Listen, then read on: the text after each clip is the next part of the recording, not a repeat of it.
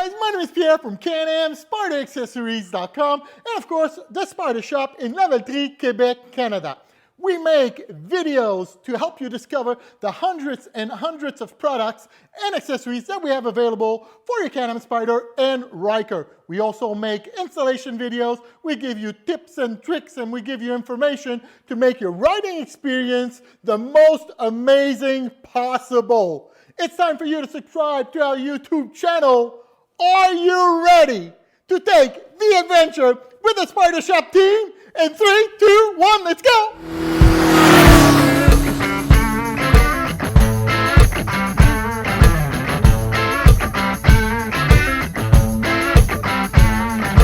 In this video, we're going to be doing the installation of our Chrome Form Fusion trunk lights. These are LED sequential turn signals. They also do the brake light and the running lights. We're going to be installing on the 2018 and up F3 Limited Can Am Spyder. Good to know that these Form Fusion lights also fit the RT Series 2020 and up. For this installation video, we're going to be doing the plug and play version. I highly recommend it. Let's get started. We're going to remove the passenger seat. To be able to do that, you're going to take your key, you're going to push it down and turn clockwise. You're going to hear it pop. We're now removing the rider's seat. You're going to need an impact drill, you're going to need an extension, and a 10mm socket. We have 2 bolts to remove. You got one right here. You can see it's kind of like that gold color right there, and you got another one on the other side right there.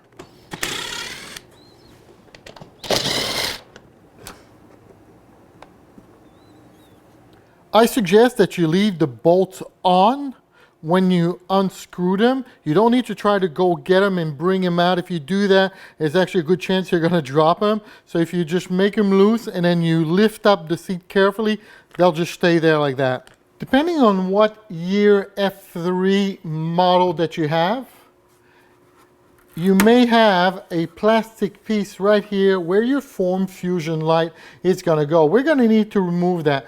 Usually, from all the bikes I've seen, if you pull on it right here, I've got a push pin tool removal right here. And you can, see, I can get underneath here. You don't want something with metal because you don't want to scratch your plastic here. But at least you can get underneath it. There are no pins holding this down. It's only a double-sided tape. Another trick that you may want to use now, I'm going to make you laugh with this one. I don't fish. I don't have a fishing line. This is actually like tooth floss. But you get the point that if you get a fishing line, which is a lot stronger than this, you could probably go right underneath like that and start pulling on it to be able to remove it. A shout out to my friend Brendan at Chrome for that idea. I told you I'd put it in the video. To remove all the excess double-sided tape that's going to be left on that rear trunk, once you've removed that plastic part, use a heat gun, or if you got a blow dryer. As you can see, it actually does a pretty good job. You can just put some heat to it, you use your fingers and you roll it, and it actually comes off really clean. All you'll need to do after that is use some rubbing alcohol and wipe it down.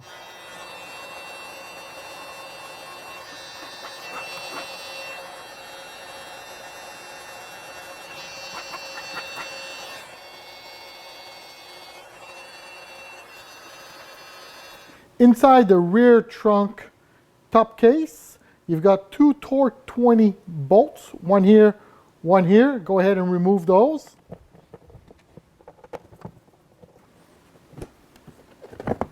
There is a small clip here. If you've got one of these small hook, you can use that. Otherwise, a small flathead screwdriver. You got 2 bolts on either side here. You're going to need a torque 20 screwdriver on this side and a 10mm socket on this side. Go ahead and remove both of those.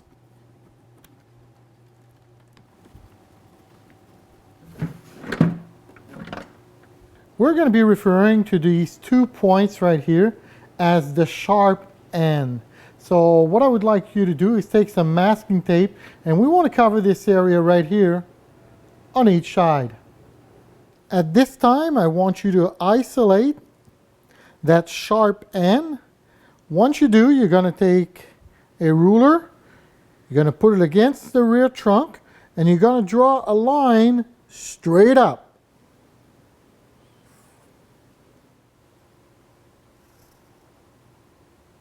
From the bottom of the sharp end, you're going to need to go up 9/16 of an inch and then draw a line horizontal.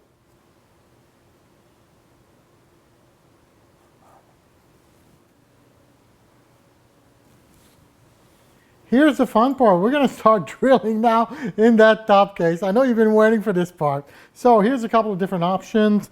If you got what we call a brad point, so it's one of these drill bits that's got a really, really sharp end, that can actually just get you started, give you a dot so you know your half-inch bit doesn't slip on you because it's kind of big compared to one of these small pointy drill bits. If you don't have one of these, you can use one of these, but even to get this one started, you may want to use something a lot smaller, 1/16 of an inch, just to get that first hole going.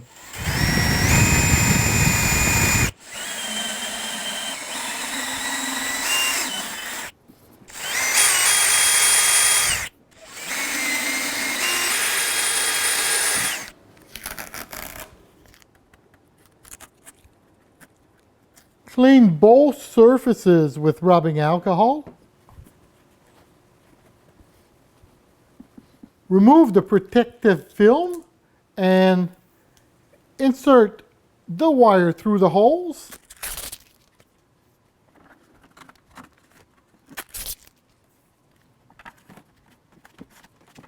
Here's a little trick to sticking the lights down. We're going to take the red tape off a little bit at a time, not all of it, because that's going to make things a lot easier. Once this goes down, it's really hard to remove. And what you want to do is that, remember what we talked about, the sharp end here? So you want the sharp end of the light and the sharp end on the top case to line up perfectly, just like now, and you want them to be flush with each other. You don't want the light to be on the inside. You want it to come out flush here and flush here, while this is right in the corner. So that point here is against the end right there. We're going to start by sticking it down here, making sure that we're flush, and then we're going to pull away on that red tape, and then we're going to start pushing it down, making sure that this point is right in the corner here.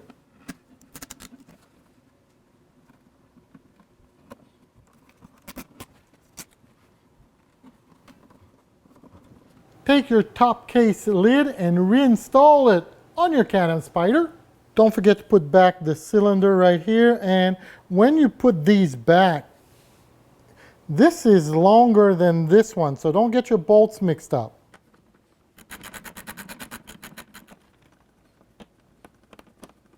To be able to get these wires towards the passenger backrest on each side, we're going to need to install some clips. So if you want a reference point for the first one here, see where the light finishes. So just on the inside of that, but inside the lid. And you've got the opening facing downwards, as you can see right there. So I got one here, got another one right there, and the third one is right here. So you can do the same on the other side. As you can see, the three clips are all in the same place. Now pass the wires through the clips.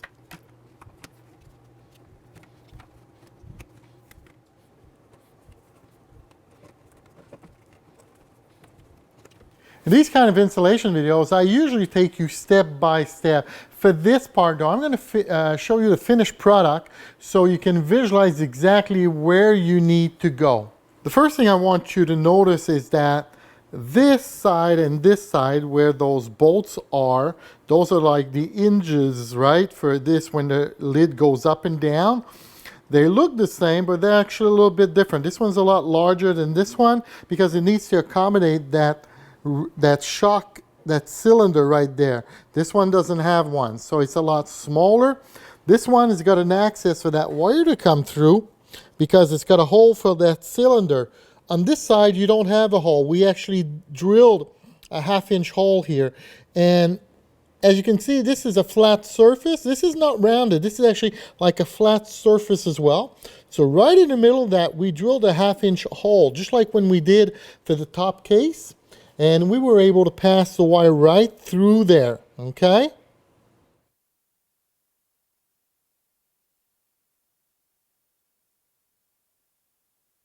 As you can see, we're now getting a lot more room to work with. That lid is like offering now a 90-degree angle, and that's giving us a lot of room here to be able to drill that hole from the other side, but especially to be able to take our wire and push it through that hole. As you can see, the hole is already made. Remember, you've got a flat surface here, so all you're going to do is you're going to take your bit with a 1/2 inch and you're going to push it against there and just go ahead and make that hole. Take your wires on both sides and start pushing them down. On the right-hand side, you want to push it down in that hole that's already existing there, just like this.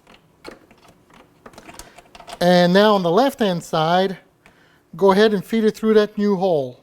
So on the left-hand side, go ahead and pull on the extra wiring that you have, making sure that when you replace the cylinder, you're leaving the cylinder behind and the wire is going to be in front of it.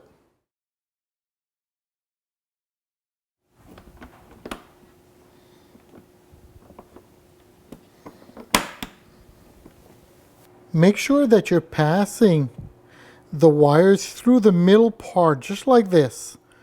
Same thing on both sides.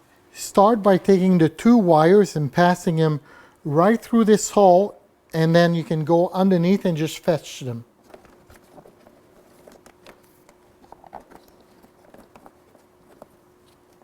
Put a little bit of masking tape on the left-hand side, just so you know which one is which when we do the wiring later on.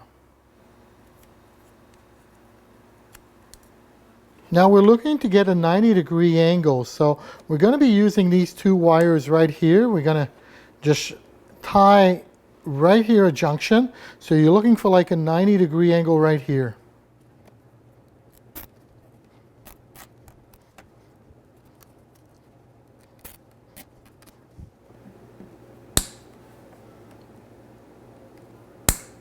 Now you want to lift up the lid and bring it down a couple of times. And you want to make sure that as you do that, you're not pulling on any wires. So at this time, everything looks really good. You can add an extra zip tie right here. I want you to find on the right-hand side this connector right here, and we're going to simply disconnect the 2 junctions. It's now time to use your plug and play. Now all that's left to do is for you to plug these 2 wires right here, and then you can just fish them through the plastic clips there. That looks really, really clean.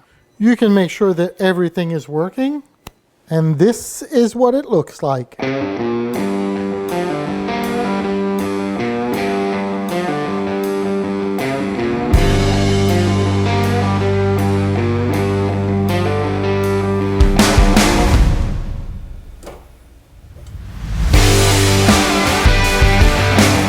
That was our installation video for the F3 Limited 2018 and up about Form Fusion Sequential LED turn signal lights. If you're looking for a set, well, by now, you know where to go. Can Am Spyder Accessories.com. Until next time, my name is Pierre. I'm out.